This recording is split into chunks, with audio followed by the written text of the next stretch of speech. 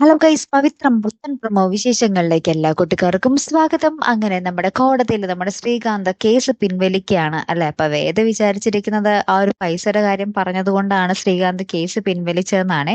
അതിനുശേഷം കോടതിയിൽ നിന്ന് ഇറങ്ങിയ ശേഷം നമ്മുടെ ശ്രീകാന്തിനെ നമ്മുടെ വിക്രം ഒറ്റയ്ക്കൊന്ന് കാണുന്നുണ്ട്. അപ്പോഴാണ് നമ്മുടെ വിക്രം എന്തോ വിട്ടിട്ടുണ്ട് എന്നുള്ളത് കാര്യം നമുക്ക് മനസ്സിലാകുന്നു കേട്ടോ. വിക്രം ഇതിക്ക് മുന്നേ നമ്മുടെ ശ്രീകാന്തിനെയും ഭാര്യനെയും പോയി ഒറ്റയ്ക്ക് കാണുന്നുണ്ട്. എന്തോ രഹസ്യങ്ങളുടെ ബോംബ് നമ്മുടെ വിക്രത്തിന്റെ കയ്യിലുണ്ട്, ഇവരുടെ ഒരു ബോംബട്ടോ. അപ്പൊ അതിങ്ങനെ പുറത്തു വിടും എന്നും പറഞ്ഞാണ് നമ്മുടെ ശ്രീകാന്തിനെ ഭീഷണിപ്പെടുത്തിയിരിക്കുന്നത്.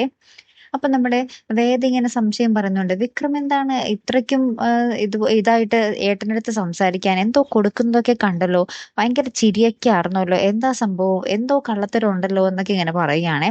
അപ്പൊ നമ്മുടെ വിക്രം ഒന്നും ഇങ്ങനെ തുറന്നു പറയത്തില്ല കേട്ടോ നമ്മുടെ വേദയുടെ അടുത്ത്. പക്ഷേ ഞാനൊരു കുറച്ച് എന്തോ പേപ്പർ, ചെറിയ പേപ്പർ എന്തോ കൊടുത്താണെന്ന് പറഞ്ഞ് നമ്മുടെ വിക്രം നൈസായിട്ട് കൈമാറുന്നു, എന്താ പറയാ, ഒഴിഞ്ഞു മാറുന്നുണ്ടേ.